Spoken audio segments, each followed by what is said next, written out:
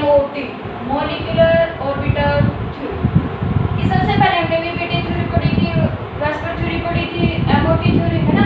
तो MOT theory के अंदर हमने क्या कहा था, when two half-filled atomic orbitals are combined with each other then they form the new orbital।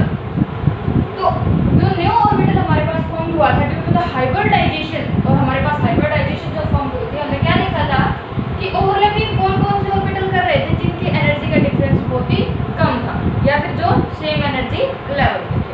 For example हमने बात की थी जो 1s की ओवरलैपिंग होती है, यहाँ पर हमारे पास 1s और 1s थी, तो हमने क्या कहा था बॉन्डिंग और एंटी बॉन्डिंग मॉलिक्यूलर ऑर्बिटल बने थे। तो हमने क्या देखा था, एंटी बॉन्डिंग मॉलिक्यूलर ऑर्बिटल की एनर्जी क्या थी, हाईयर थी एज कंपैरिजन टू बॉन्डिंग। और बॉन्डिंग को हमने क्या कहा था, एस बॉन्डिंग थी, एस ऑर्बिटल थे तो सिग्मा बॉन्डिंग बनी थी, और एंटी बॉन्डिंग का क्या बन जाएगा, सिग्मा स्टार।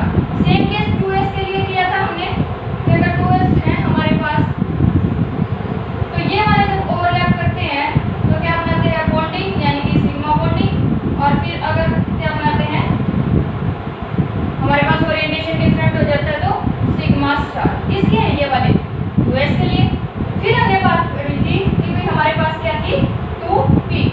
अब p के अंदर हमारे पास भाई क्या होते हैं, 3 एक्सिस होती हैं। p के अंदर हमारे पास 3 एक्सिस कौन कौन सी हो सकती हैं, px, py और pz। सेम केस इसके अंदर हमारे पास क्या हो सकती है, px, py और pz। अब क्या होता है p और pz जब हेड टू हेड ओवरलैप करेंगे, तो मैं कई बार बता चुकी हूँ कि हेड टू हेड ओवरलैप करेंगे तो सिग्मा बॉन्ड बनाएंगे, जबकि हमारे पास साइड बाय ओवरलैपिंग होगी तो क्या बनाएंगे, पाई बॉन्ड। क्योंकि जब दो एटम्स क्या करते हैं एक दूसरे के साथ हेड टू हेड ओवरलैपिंग करेंगे, ये वाली एक्सिस, तो ये वाली जो एक्सिस थी ये भी क्या आएगी, क्लोज आएगी तो ओवरलैपिंग करेंगी। सेम ये वाली भी क्या आएगी, पास में आएगी, क्लोज आएगी, तो इसका मतलब क्या करेंगे, ओवरलैपिंग करेंगे। और ऐसी ओवरलैपिंग हमारे पास क्या कहलाती थी, साइड बाय ओवरलैपिंग। मींस इसके अंदर एक तो सिग्मा बॉन्ड और दो क्या बनते थे, पाई बॉन्ड। अब हमें पता है हेड टू हेड ओवरलैपिंग करते हैं तो वो बॉन्ड कैसा होता है, स्ट्रॉन्ग बॉन्ड होता है। मींस उनकी एनर्जी लेवल क्या हो जाएगी, डिक्रीज हो जाएगा because they are more stable. जबकि साइड वालों की एनर्जी क्या रहेगी, थोड़ी सी ज्यादा रहेगी as comparison to Z axis यानी कि सिग्मा बॉन्ड। तो अब देखो हेड टू हेड ओवरलैपिंग वाले की तो मैंने ले ली कि हमारे पास इसने तो हेड टू हेड बना के क्या बना दिया भाई, सिग्मा बॉन्ड की फॉर्मेशन कर दी। हमने क्या कहा कि इनकी एनर्जी लेवल क्या होता है, कम होता है as comparison to side by overlapping. तो दूसरे वाले ने जब साइड बाय ओवरलैपिंग की तो हमारे पास कौन से बॉन्ड बना दिए भाई, कौन सी बॉन्डिंग कर दी, पाई बॉन्ड। लेकिन अब मैं बात कर रही हूँ कि अगर ये सिग्मा बना ले तो क्या बनाएंगे, ध्यान देना भाई कि अगर हमारे पास जो बॉन्डिंग और मॉलिक्यूलर ऑर्बिटल है सिग्मा बॉन्डिंग, जितना स्ट्रॉन्ग बॉन्ड होगा इसकी एनर्जी जितनी लोअर होगी, एंटी बॉन्डिंग की एनर्जी उतनी क्या होगी, हाई होगी। अगर बॉन्डिंग की एनर्जी कम है तो एंटी बॉन्डिंग की एनर्जी क्या हो जाएगी, बहुत ज्यादा हाई हो जाएगी। मींस ये हमारे पास क्या आ जाएगा, सिग्मा स्टार। अब पाई वाले की बॉन्डिंग की एनर्जी क्या है, थोड़ी सी ज्यादा है एज कंपैरिजन टू दिस, तो एंटी बॉन्डिंग वाले की थोड़ी सी क्या हो जाएगी, कम।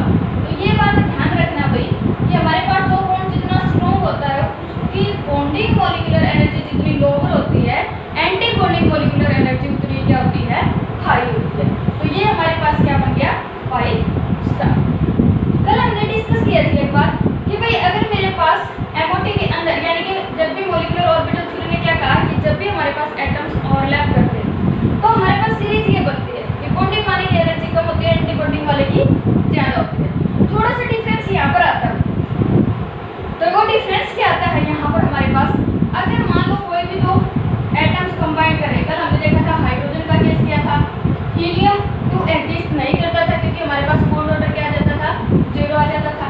सेम केस अगर मान लो मैं N2 रख लेती हूँ, N2 नाइट्रोजन के अंदर टोटल इलेक्ट्रॉन्स कितने होंगे भाई, 14 इलेक्ट्रॉन होंगे क्योंकि एटॉमिक नंबर कितना है, 7। इसे अब लेती मैं तो कौन सा, O2 ले सकती हूँ, F2 ले सकती हूँ। लेकिन मैंने क्या कहा था, अगर 14 इलेक्ट्रॉन या 14 से कम इलेक्ट्रॉन है हमारे पास तो इस सीरीज में थोड़ा सा डिफरेंस आता है। वो डिफरेंस क्या आता है कि यहाँ पर 14 इलेक्ट्रॉन यानी कि नाइट्रोजन का size as comparison to oxygen क्या होता है, स्मॉल होता है। तो जैसे ही हेड टू हेड ओवरलैपिंग करती है तो वहाँ पर जो सिग्मा बॉन्ड की फॉर्मेशन होती है उसका साइज क्या हो जाता है, स्मॉल हो जाता है, और इलेक्ट्रॉन के बीच क्या हो जाती है, रिपल्सन बढ़ जाती है। इफ इन एनी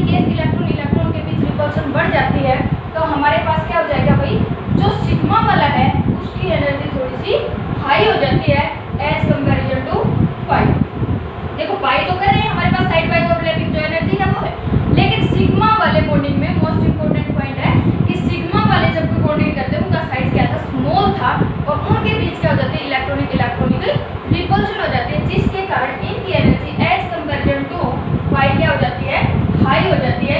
मीन्स यहाँ पर हमारे पास कौन एग्जिस्ट कर जाता है, ऊपर तो सिग्मा और नीचे कौन एग्जिस्ट कर जाता है, पाई। तो यहाँ पर कब देखा हमने ये, जब 14 इलेक्ट्रॉन से कम थे, मीन्स नाइट्रोजन से कम वाले, यानी कि नाइट्रोजन का साइज हमारे पास एज कंपैरिजन टू ऑक्सीजन क्या होता है, स्मॉल होता है। तो हमारे पास वैसे देखा जाए तो हमारे पास क्या कहोगे कि इसके साइज लेफ्ट टू राइट जाते हैं, हमारे पास साइज क्या होता चला जाता है, इंक्रीज होता चला जाता है ना, सॉरी डिक्रीज होता चला जाता है। लेफ्ट टू राइट जाते हैं तो हमारे पास साइज क्या होता चला जाता है, डिक्रीज।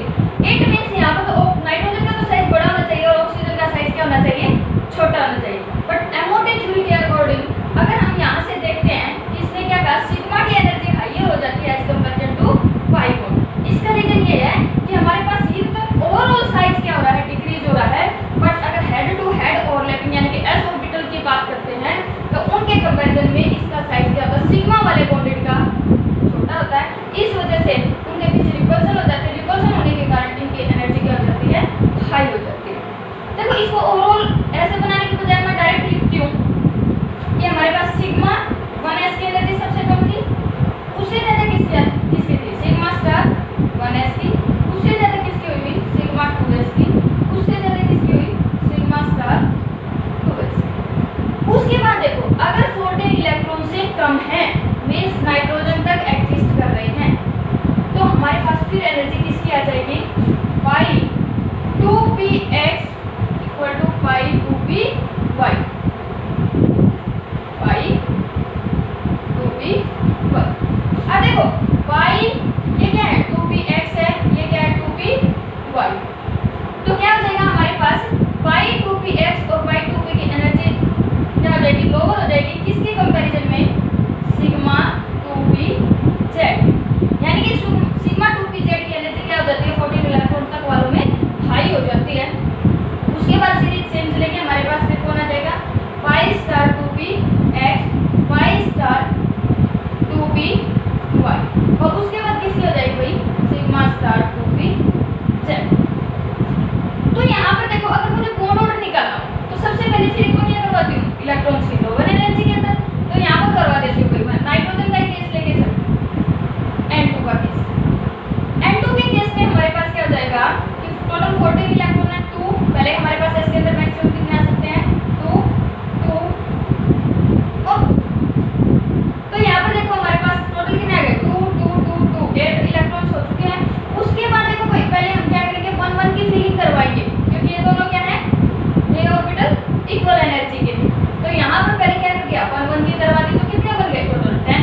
लेकिन फिर क्या आ सकते हैं, x के अंदर एक ऑर्बिटल के अंदर 2 इलेक्ट्रॉन 11, फिर कितने आ सकते हैं, means if in any case हमारे पास मान लो C2 होता, या फिर हम बात करें कि हमारे पास क्या होता, P2 होता, तो हमारे पास क्या आ जाते हैं, 2 2 2 2 8 तो ये हो चुके हैं, और 9 और 10, तो 2 इलेक्ट्रॉन। इस वजह से मैंने बताया था कि पहले हम सिंगली ऑक्यूपाइड करते हैं ऑर्बिटल्स को, उसके बाद क्या करते हैं, डबली करते हैं। उसके बाद हमारे पास कितने और रह गए भाई, 2, क्योंकि Z के अंदर क्या आ जाएंगे, 2। नेक्स्ट लेवल में कब जाएगा, इफ इन एनी केस यहाँ पर कोई इलेक्ट्रॉन रह गए, बट यहाँ पर हमारे पास कंप्लीट हो चुके हैं 2 2 2 2 8 10 12 और 14।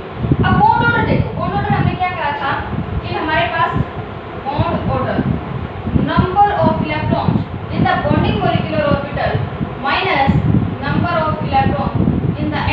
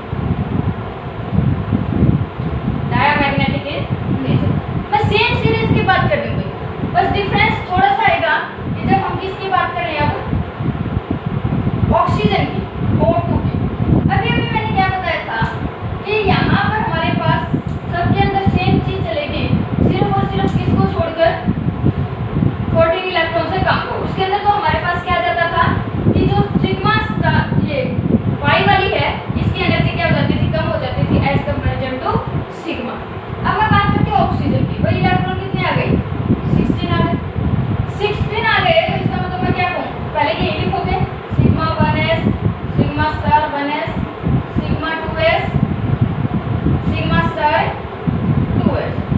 अब बात आती है कि हमारे पास पाई टू पी एक्स पहले आएगा या फिर हमारे पास सिग्मा टू पी जेड, यानी कि पाई वाले पहले आएंगे या सिग्मा वाले। अब हमें पता है सिग्मा वाले की एनर्जी क्या होती है, लोअर होती है, तो सिग्मा टू पी जेड। फिर कौन आ जाएगा, pi two P X pi two P Y.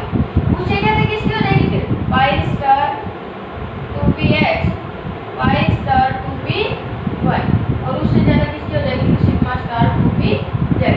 ये बात तो सही है कि हमारे पास बॉन्डिंग की एनर्जी जितनी ज्यादा होगी एंटी बॉन्डिंग की एनर्जी उतनी ज्यादा होगी। बस थोड़ा सा डिफरेंस इसके अंदर आता है। इसको आप मान सकते हैं 2 ऑर्बिटल है, पाई पाई वाले एक्स और वाई, और ये कितना है 1 ऑर्बिटल है, तो ये तो 21 है और ये क्या हो जाएगा 1 2 12 हो जाएगा। ठीक है, तो यहाँ से देखो फिर उसके बाद 16 इलेक्ट्रॉन की फ्री 2 2 2 2, केवल एक ऑर्बिट के अंदर मैक्सिमम कितने इलेक्ट्रॉन आ सकते हैं, 2 इलेक्ट्रॉन आ सकते हैं। 10 हो चुके हैं भाई, 12 40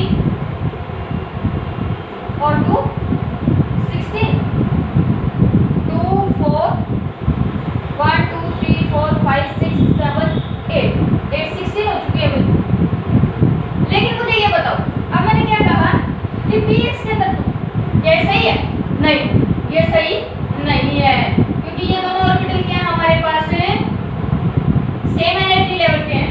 सेम एनर्जी लेवल के ऑर्बिटल जब भी होते थे तो hertz law of maximum multiplicity ने क्या कहा था कि पहले हम क्या करेंगे, एक एक इलेक्ट्रॉन की फिलिंग करवाएंगे, उसके बाद अगर एक्स्ट्रा रह जाता है तो उसके बाद उनकी पेयरिंग होनी स्टार्ट हो जाएगी। तो यहाँ पर हमारे पास देखो साफ साफ पता चल रहा है कि 2 अनपेयर्ड इलेक्ट्रॉन आ गए। अगर 2 अनपेयर्ड इलेक्ट्रॉन आ गए तो इसका मतलब इसका बिहेवियर कैसा है, पैरामैग्नेटिक। इसका बिहेवियर कैसा है, पैरामैग्नेटिक। अगर हम बात करें इसके बॉन्ड ऑर्डर की, बॉन्ड ऑर्डर, अगर बॉन्ड ऑर्डर की बात करते हो तो इसके अंदर क्या देखोगे, सबसे पहले हमारे पास बॉन्डिंग के अंदर कितने इलेक्ट्रॉन है, 2 2 4 2 6 2 8 2 10। टोटल हमारे पास बॉन्डिंग के अंदर कितने इलेक्ट्रॉन हो गए, 10। माइनस एंटी बॉन्डिंग के अंदर कितने आएंगे, 2 2 4 और 2 6, तो -6 डिवाइडेड बाय 2। तो इसके अंदर क्या देखते हैं, 10 - 6/2, तो total bond order oxygen oxygen के बीच कितना आ गया, 2 आ गया। तो हमारे पास ऑक्सीजन ऑक्सीजन के बीच क्या करेगा, डबल बॉन्ड एडजस्ट करेगा।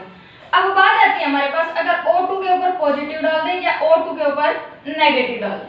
O2 पॉजिटिव का मतलब क्या भाई, हमारे पास क्या रह गए 15 इलेक्ट्रॉन। O2 नेगेटिव का मतलब क्या है, 16 तो पहले थे, 1 इलेक्ट्रॉन और एडजस्ट कर गए। तो उसके केस में अगर 15 वाला केस देखें तो यहाँ पर तो फीलिंग पहले ऐसे ही होगी, सिर्फ लास्ट वाली सेल से, लास्ट वाले ऑर्बिटल से हमारे पास 1 इलेक्ट्रॉन निकल जाएगा। और इलेक्ट्रॉन किस में कम हुआ है, एंटी बॉन्डिंग वाले में कम हुआ है। एंटी बॉन्डिंग वाले में कम हुआ तो बॉन्डिंग वाले तो टोटल 10 थे, माइनस एंटी बॉन्डिंग में कितने रह गए, 5 divided by 2। Means bond order कितना आ गया, 2.5। किसके केस में आया, O2 नेगेटिव के केस में। अब मैं बात करती हूँ O2 पॉजिटिव के केस में। O2 नेगेटिव की बात करते हैं जिसके अंदर हमारे पास क्या है, 17 इलेक्ट्रॉन। अब यहाँ तक हमारे पास 15, ये 16 और ये कितने हो गए, 17। अब टोटल 17 इलेक्ट्रॉन। अभी इंक्रीज किसके अंदर हुआ है, एंटी बॉन्डिंग के अंदर। तो यहाँ पर देखो बॉन्डिंग के अंदर हमारे पास टोटल कितने हैं, 10, माइनस एंटी बॉन्डिंग के अंदर क्या हो गए, पहले 6 थे अब 7 डिवाइडेड बाय 2। तो कितना आ गया हमारे पास, 10 - 7 divided by 2, 3/2 which is equal to 1.5। तो बॉन्ड ऑर्डर O2 नेगेटिव का कितना गया, 1.5। O2 पॉजिटिव का कितना है, 2.5। और बॉन्ड ऑर्डर किसका भाई, O2 का कितना आया है, 2। तो अगर हमारे पास इंक्रीजिंग बॉन्ड ऑर्डर या डिक्रीजिंग बॉन्ड ऑर्डर की बात करें तो डिक्रीजिंग में मैं बात करती हूँ, O2 पॉजिटिव का बॉन्ड ऑर्डर सबसे ज्यादा है, उसके बाद किसका है, O2 का, और उसके बाद बात करें तो हम किसका है, O2 नेगेटिव का। सेम केस आप लोग नाइट्रोजन के लिए निकाल सकते थे, N2 पॉजिटिव का, N2 का और N2 नेगेटिव का। तो यहाँ से हम क्या कर सकते हैं, बॉन्ड ऑर्डर को भी कंपेयर कर सकते हैं, मैग्नेटिक बिहेवियर को भी बता सकते हैं, और उसके बाद हमारे पास अगर अलग अलग का बॉन्ड ऑर्डर पूछे तो वो भी बता सकते हैं। सेम केस हमने क्या कहा था कि जिसका बॉन्ड ऑर्डर जितना ज्यादा होता है उसकी बॉन्ड लेंथ उतनी ही कम होती चली जाती है। तो बॉन्ड लेंथ की बात करें तो इसका क्या हो जाएगा, रिवर्स हो जाएगा कि हमारे पास बॉन्ड लेंथ सबसे लंबी किसकी होगी, O2 नेगेटिव।